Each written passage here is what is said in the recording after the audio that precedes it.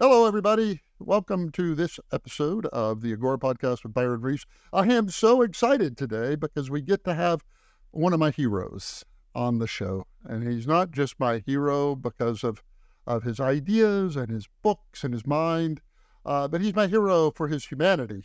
He's known as a technologist, I suppose, and a futurist and all that, but I think those are all his secondary passions. I think he cares about people. And I love the humanity of the work he does.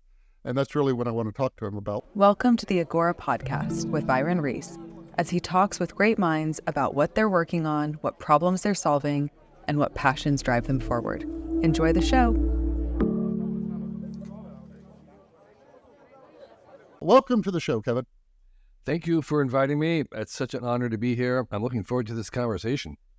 I want to start 47 years ago. All right. 44 years ago, to your to the story that you recount in the 1997 episode of This American Life. Yeah. And in that, you told the story of how you decided to live live as if it was your last 6 months of your life. Yeah. And in that, you gave away a lot of money. You biked around the country 5,000 miles to see people. Wow. And it's a theme I want to keep coming back to, which is about life and death. And that's why I want to begin with that. And I'm curious, when you did that, is that event nearly half a century ago, does that still occupy a place in your psyche on an ongoing basis? It's a good question, a fair question. And I would say yes, to some extent. I still have a countdown clock that tells me how many days I have left to live, because I think that kind of focuses my attention. And that derived from that episode of having 6 months to live. Obviously, I didn't die after that, but what I came away with was not taking for granted the number of days that I had been given. And so I was surprised by my answer. If I had 6 months to live, what I was going to do. It wasn't anything spectacular like climb Mount Everest or, race a car. It was to go visit my brothers and sisters. And I had no money at that point, so I went by bicycle. But I came away with that exercise in having an appreciation for the fact that even if I have only a few days, that's still a future. That's still something in front of me. And how important it is for us to have hope, to have a future to hope for. And that is something that also stuck with me throughout all these years of working with technology. And if I may ask, presumably your countdown clock is an actuarial one. Yes. But you modify that actuarial calendar based on lifestyle and all kinds of things. What does it read right now, if I may pry? Yeah, I don't do much modifications because I don't know how to modify it. There's actually a website that you can use that you give your year of birth and gender and your country where you live, because that makes a huge difference. So it has been actualized, I guess, for where I live. And it has 5,240 something days.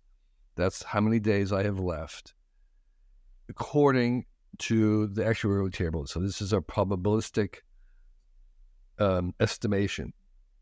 And it's not very long for all the things that I want to get done. 5,000 days and something. So I'm really focused on trying to maximize what I do each day. And you'll be happy to hear, I decided that I wanted to spend a day with you. Well, thank you. My version of it, can you see that little black dot on my hand? Yeah. That is a memento mori, a reminder of death. I used to write things I had to remember on my hand, and so I got in a habit of always looking at my hand.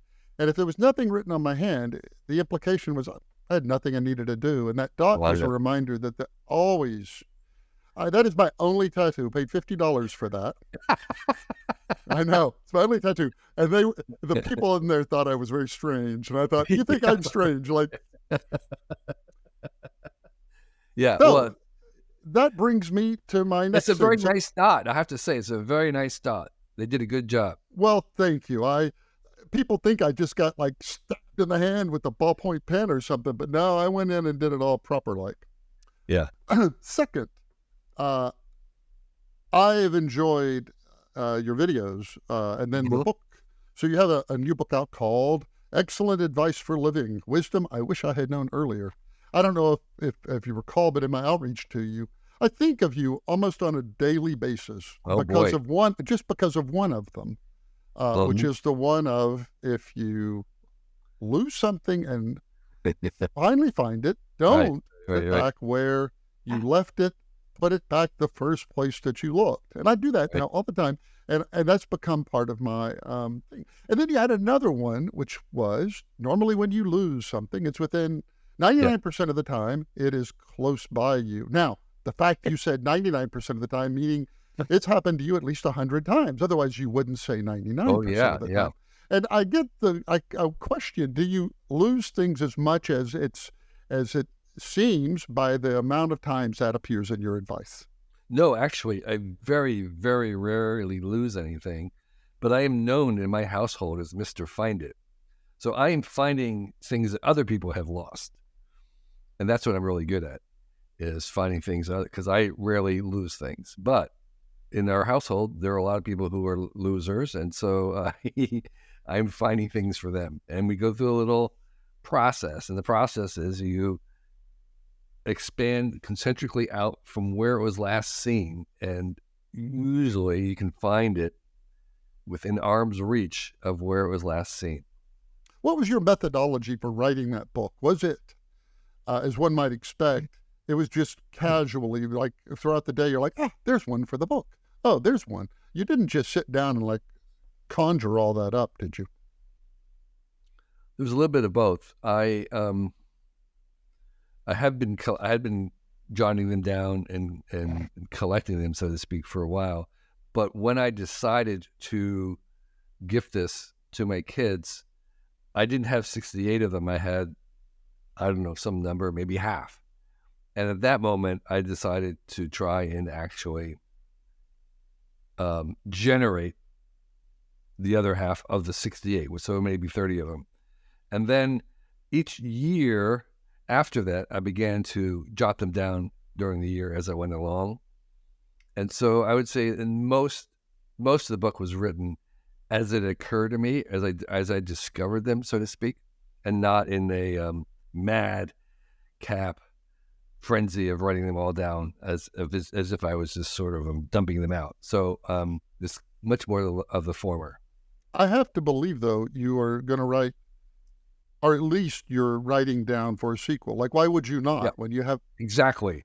And so actually I do have a bunch, and in the Chinese and other language editions, I've added some to bring it to even 500. So I added like 40 or 50 of them. And I have others that I'll probably gift to the world at all my birthday, which is how the other ones were done. So I have at least another 72 that I'm going to put out this April. I kind of think my life work is this superorganism made up of humanity that I call Agora. I was a Boy Scout, and when I was at Boy Scout camp, I was very nerdy, and I signed up for a bookkeeping merit badge. I wanted to learn bookkeeping at summer camp, and I got to the bookkeeping merit badge and was informed that it was a typo, and I had signed up for beekeeping.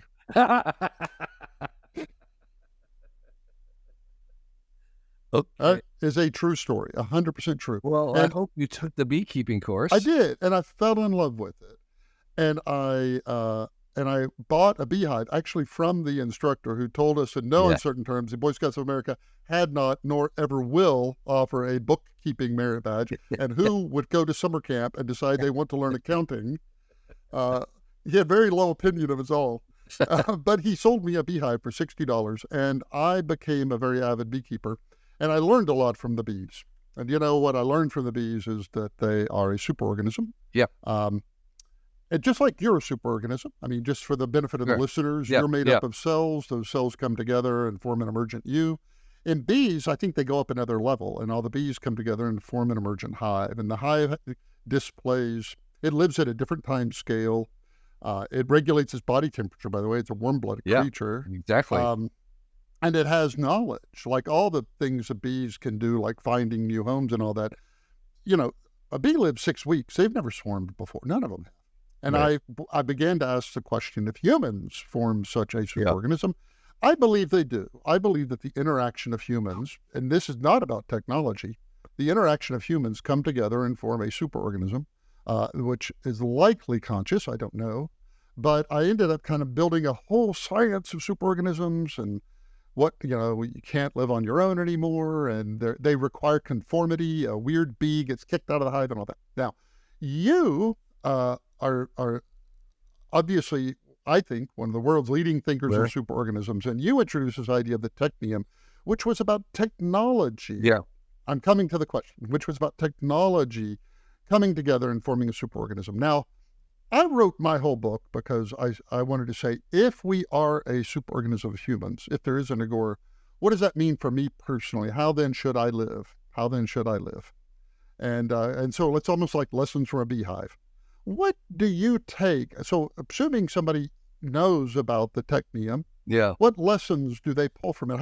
How is their daily life different, and how should they act differently, knowing about that? Yeah. Well, this is not my answer, but I do want to disclose that I also was a beekeeper, and I can talk about bees for hours and hours. And I love reading about bees. I have a whole library of books about bees because they're endlessly fascinating. And you're absolutely right about them. There are many qualities of the superorganism that are not present in any of the individuals. And that's one of the things I would say about technology is that this technium, this superorganism of all the things that we make with our minds, has behaviors that are not present in any of the parts, not present in the switch or a spoon or a car or us.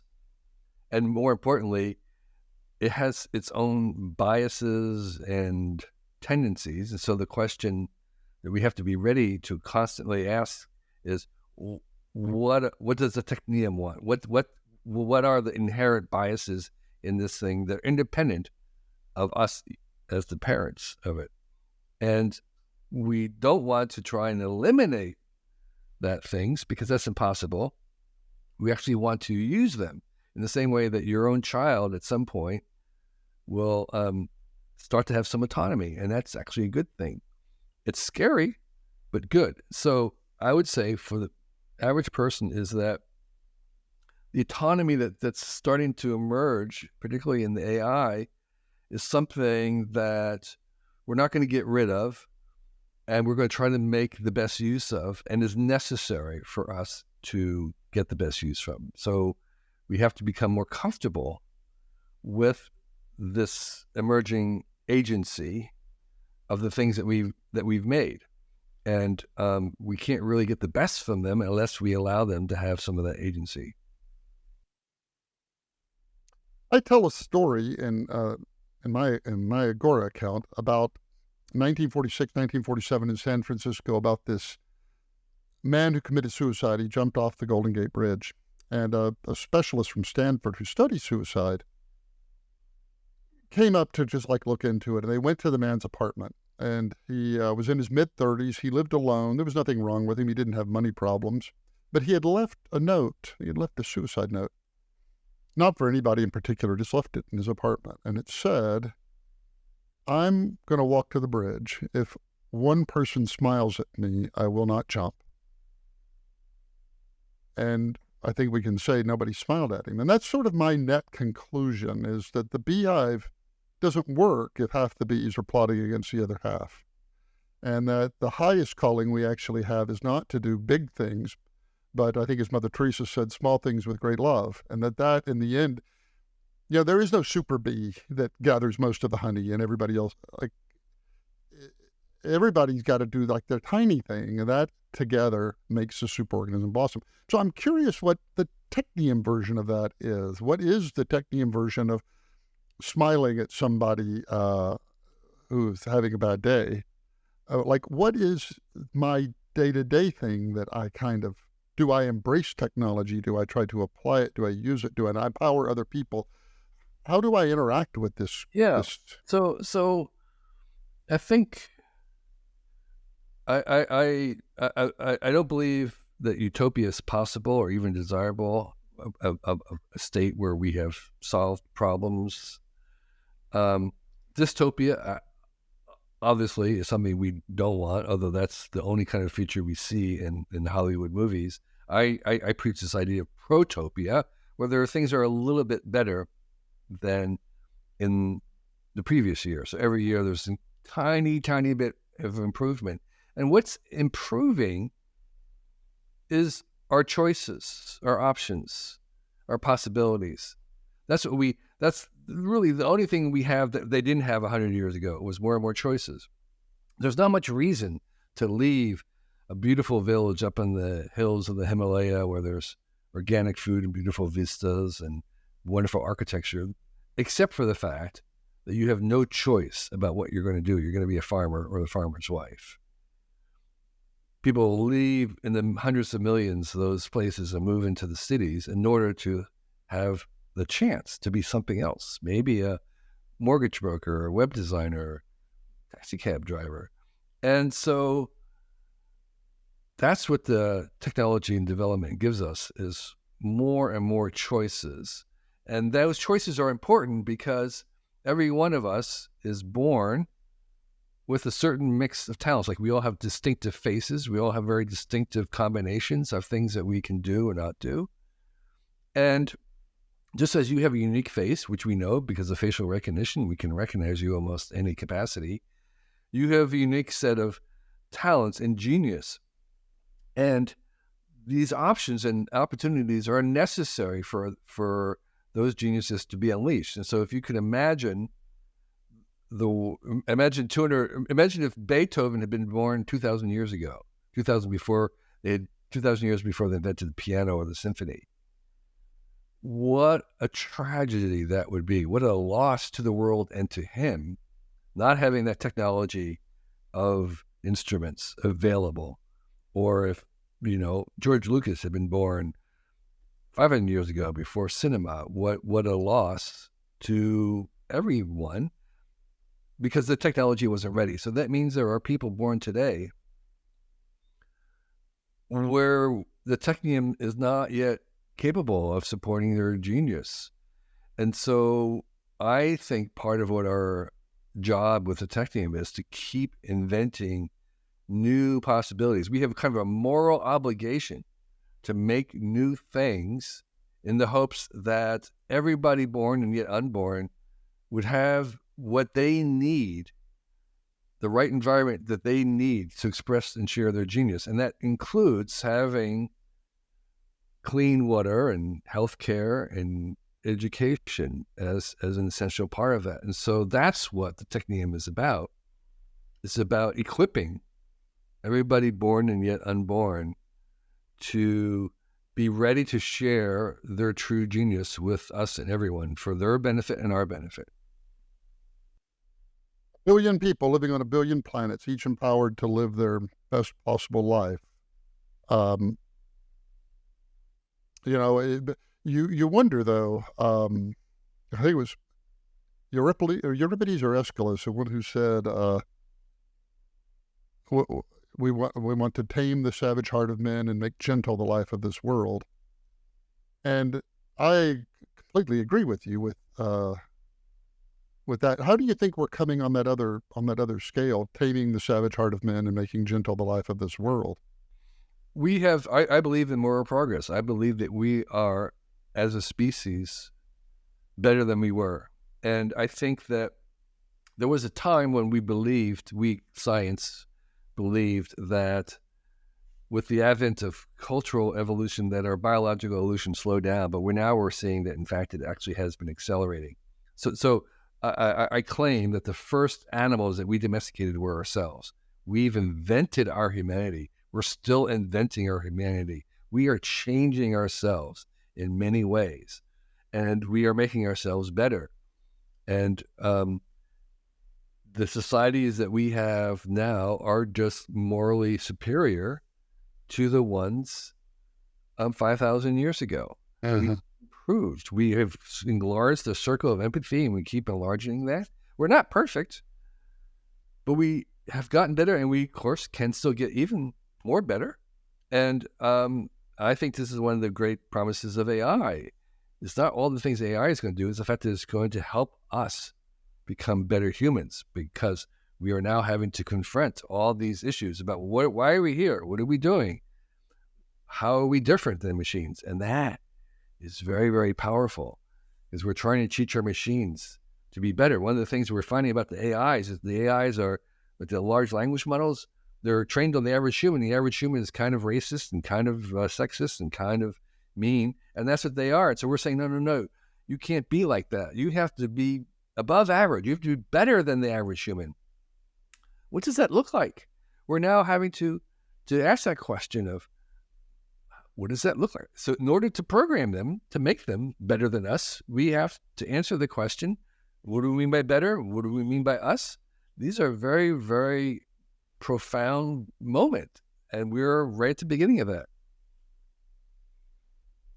I asked, I had a podcast you were on, as a matter of fact, Voices in AI, and a long time ago, and I asked all my guests if they believed people were machines. Is there anything in you that isn't explainable by, are you a walking bag of chemical reactions? Do you think fundamentally people are purely mechanistic, that there's nothing in you that can't be made in a fab? Or without even getting into specifics of what it would be, are we not purely mechanistic? So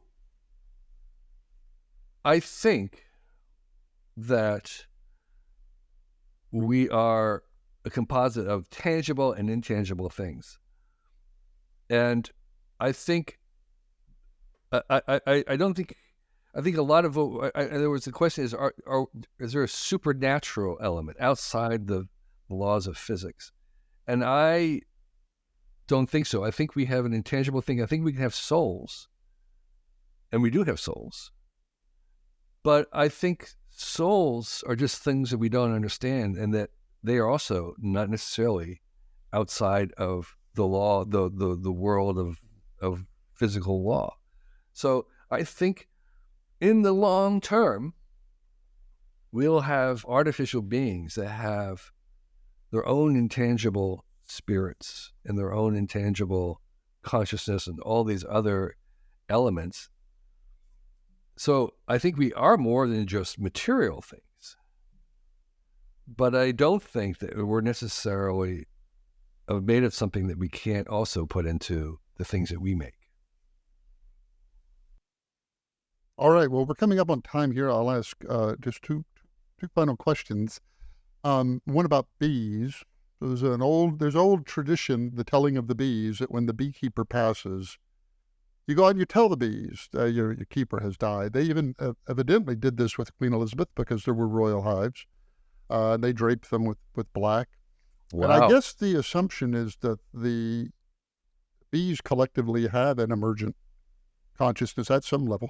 Yeah, and they have a memory that they can recognize individual beekeepers for sure. So do you believe that it is possible that a beehive has a self? Well, very much so. So I think consciousness is not some kind of weird binary thing that you have, you don't. I think first, several things. One, there are many varieties and many types of consciousness, and they are all continuums.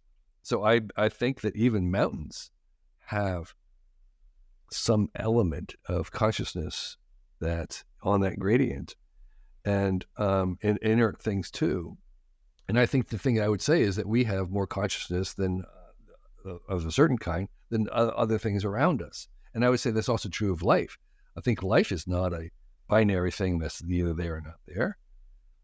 We have RNA and DNA have some qualities of that, and viruses are in some qualities of life, and bacterium. But I would say, as you go along, we have more life than a plant does. And so life, consciousness, self-awareness, intelligence, these are all continuums, and they're all multidimensional, meaning they're not single dimension, and they're probably multiple varieties. They're far more complicated than we're making out right now, and their presence in a continuum throughout the real world. Do you think the different levels can have any hope of like communicating with each other? Like, for instance, a city, therefore, would have New York is conscious in some way. Yeah. Is there a way to communicate with that consciousness, or that mountain? Is there a way to communicate? I think we will. We will, and the question is, part of that discovery will be just understanding that their consciousness is going to be different than ours. It's not like we're sharing something that, and that's one of the things we already know from AI is that they can solve similar problems, but they solve them in a different way, and so their intelligence is different.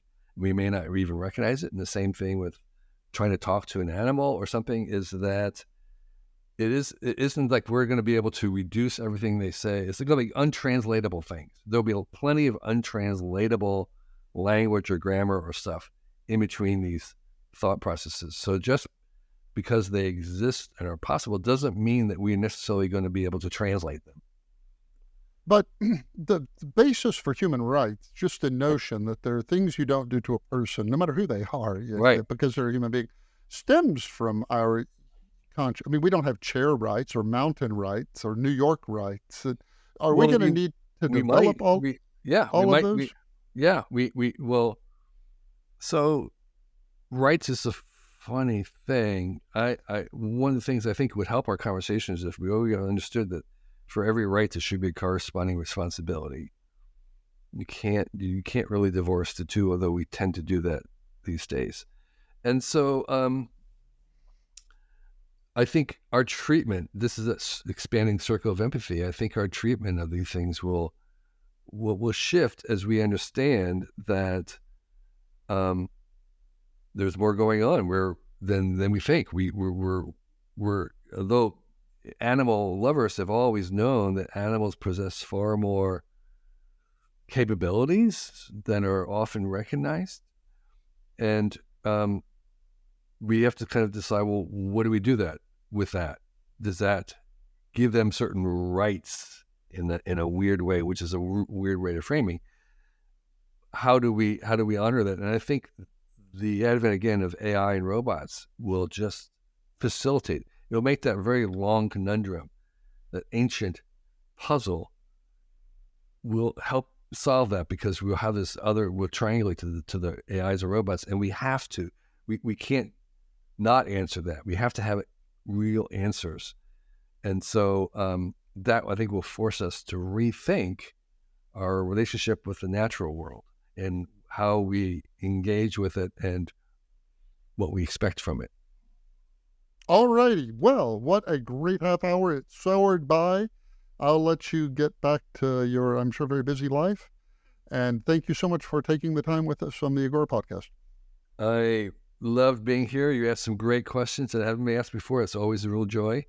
So thank you for your spirit, which I really also enjoyed. And we'll always talk about bees. Bees. All right. I'll ask you a bee question. No. I mean, really, it's perplexing. I just, I have you can't not think about it. You watch them swarm, and they do this thing where, the ideal beehive, where the ideal home has all these factors. A hole this big is not near ants. It's big this, so you're shielded from the rain. It's not near other bees. And then they go out and they come back, and then they do this little dance and say, oh, there's a great home over here. And it's error correcting, because if the other bees fly over there and they're like, then it doesn't take off. But eventually it gets this critical mass, and 30% or something. And then some of the bees start flying through and pointing in the right direction. Others go there, and all that knowledge. No bee knows. A bee doesn't know what it's doing. Sure. So where is that knowledge stored? Is it enough to say it's just in their DNA? But I don't even. I am mystified by it. Frankly. Yeah. It is stored in their DNA. And by the way, we're getting a really great example of this again pointing to the AIs, LLMs. So these large language models. So here's the weird thing about these large language models. You take, petabytes of everything that's ever been written. So imagine an infinite library of all the books, and you give it to these things, and you train it. And what they do is they compress it. They compress it into something you can put onto one computer. It takes 100,000 computers to digest it, and they compress it into one, like a zip file. And the thing about it is this zip file contains basically not just every human face, but every possible human face. And here's the thing, is it doesn't have a copy of every face. It just has all the information about all the faces. And so that's this way in which the bees are transmitting this with DNA, that it's not like there's a script of how you measure your potential home that's could be written out in a programming language. It's that their genome itself is contained the information about how to do that, even though it doesn't have the script about how to do that. Yep, that's fascinating. I think about a desire path. That's how, like at a university, it's the path where. Right. And if you think about it, it throws away all the data, right, and saves just the information. But the fact that Bob walked across it at 3 p.m. yesterday, gone, but the knowledge. Mm-hmm. I think the LLMs, and this will be the last thing, or I will let you go, but I think the LLMs are part of a 4 billion year story about storing information. That it begins with single-celled life. When we only had one place to store information, DNA. It took tens of thousands of years to edit it. Yeah. Then we got brains, which added a new dimension to it. Right. Then we got speech, which allowed us to exchange information. Then we got writing, which allowed us to externalize it. Then we got cheap reproduction of that in the form of books. But then those books are bound up in libraries that we then duplicated on the internet.